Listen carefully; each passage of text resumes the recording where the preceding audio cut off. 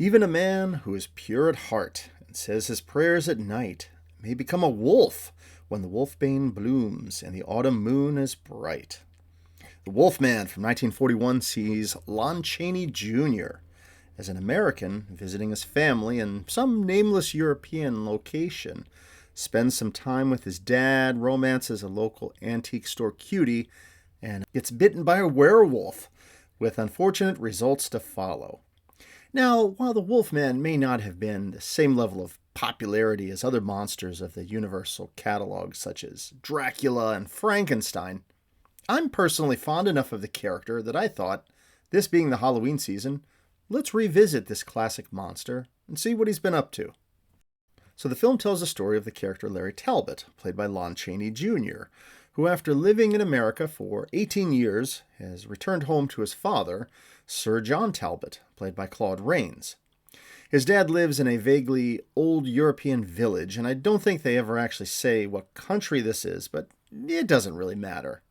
Larry bonds with his dad, and a little later he goes and meets the lovely character Gwen, played by Evelyn Ankers. She's the daughter of a local antique store owner, and of course he gets friendly with her. It's here that he buys a cane decorated with a wolf's head and a pentagram. A little bit of foreshadowing, as Gwen explains that this is the sign of the werewolf.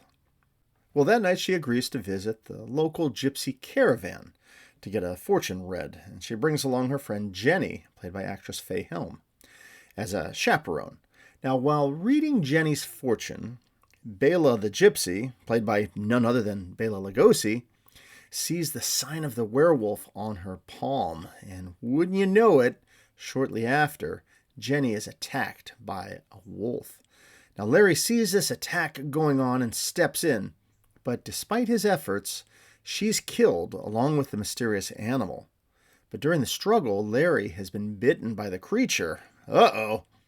Well, back at the Talbot place, the local constable, this Colonel Montford, played by Ralph Bellamy, comes in to question Larry as they've discovered that Bela has been murdered and that Larry's cane had been suspiciously found near the scene of the crime. Well, Larry tries to explain what happened and even tries to show the mark that was left by the wolf, and it's gone. Well, Larry returns to the gypsy camp, along with Gwen and her fiancé, Frank Andrews, played by Patrick Knowles, who is also the gamekeeper for the Talbot place and doesn't seem to care too much for Larry, moving in on his girl. Well, Larry gets a chance to talk with Maleva, played by Maria Uspenskaya, who is Bela's mother, who I actually thought bore a fair resemblance to Bela Lugosi. Well, more so than Lon Chaney Jr. and Claude Rains, but anyhow, she tells him that her son was a werewolf, and because he was bitten by him, he too is now a werewolf.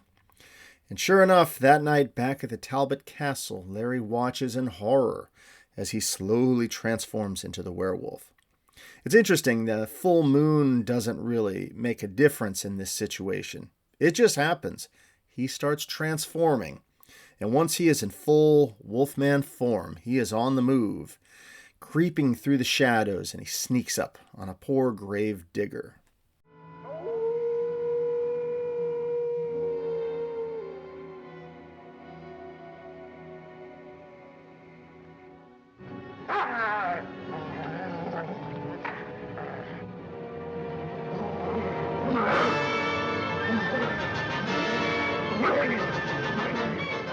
Well, the next day, Larry is back in human form. He's zonked out in his bed.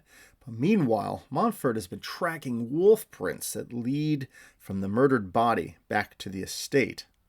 So Montford gets the idea to set some traps. And that night, sure enough, the Wolfman is out on the prowl again, and he's trapped. Now, Maleva finds him, and he is transformed back into Larry again. So she frees him. But is he really free? What is going on with this curse? And what can poor Larry do about it? Well, you have to watch the ending for yourself to see what is the fate of the Wolfman. So while Dracula and Frankenstein were the big universal monsters of the 1930s, I think that the Wolfman is the big monster star of the early 40s. And the credit is due to Lon Chaney Jr. in this role. I've seen him and reviewed him in a bunch of films on my channel, and I personally enjoy not just his monster films, but also some of the interesting and unexpected roles he shows up in. It could be the wild Inner Sanctum series of films, or even Bride of the Gorilla. He's not really a naturally creepy guy like Lugosi or Karloff. You know what I mean? He's got kind of a doughy everyman quality. A normal, deep American voice. He's got the broad shoulders, and I don't know. To me, he just seems more like a relatable guy, not really a celebrity face to him. And the difference with the Wolfman series of films versus the other monster films is that we see that he's just an average guy put in this situation where he's dealing with the dread of these inevitable transformations that come and go. I think he does a great job showing the sense of desperation, the fear and the panic of what's to come. What I love about the Wolfman character is that there are a lot of ways you can read the transformation. It's a metaphor maybe for mental affliction, or it could even be seen as a picture of disease. Something inside of him that he can't control that's destroying him and grotesquely transforming his body. However, the more I read about Lon Chaney Jr. and his personal life, the more I see that throughout his career, he really struggled with alcohol. So I can't help but notice maybe there's an ironic parallel here of the Wolfman role to that of his real life, about the impact that drinking would have on his career. You read about this from several of his co-stars as well. Evelyn Ankers, for instance, from this film, would say that, he could be kind-hearted but volatile when drinking. On good days, sweet, gentle, and bad days, sullen and unpredictable. And we see with his career going into the 50s and 60s, he'd be sinking more into lower budget productions while his consumption worsened. It affected his voice, his weight, and his health, and he would die in 1973 from a variety of causes, largely related to drink. So just something I think about when I see him on the screen in a character like the Wolfman. I think he's a legend, but he was one who wrestled with his own monsters in real life. Now, this was the first of 5 appearances by Lon Chaney Jr. as the Wolfman for Universal. And of the Universal classic monsters, he's the only actor to portray the same character himself in each of the studio's films and sequels. However, there was only one Wolfman film. There was no The Wolfman Returns or anything like that. But instead we see his character return as part of other films with other characters, such as Frankenstein Meets the Wolfman in 1943, House of Frankenstein in 1944, House of Dracula in 1945, and even Abbott and Costello Meet Frankenstein in 1948.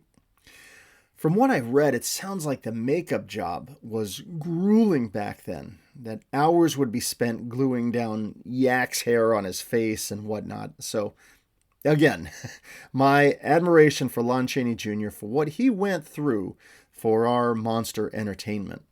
The Wolfman was directed by George Wagner and was written by Kurt Siodmak. It's interesting to read that the original screenplay was not going to show the actual Wolfman transformation. So instead it would make it more of like a psychological drama, leaving you wondering if Larry really was a werewolf or if it was all just in his mind. But the producer said, no, show us the monster transformation. And it's wild to consider how the film could have been so much different if they had gone that way. But, without that iconic Jack Pierce makeup, he was the legend behind so many other monster films like Dracula, the Frankenstein Monster, the Mummy. I don't think it would have been the same, but it's still kind of interesting to consider what might have been. Speaking of those other characters, I love some of the Universal monster actor overlap that you see here, namely Bela Lugosi, Dracula himself, playing a gypsy, and Claude Rains, the Invisible Man, here's the Talbot dad, and so on. And I have to make a note of the sets of the film. Those beautifully creepy, foggy forests with the gypsy caravans. Yes, admittedly, there's a fake quality to it. I know it's all a studio. But to me, that's part of what makes it so good, that kind of unreal feeling.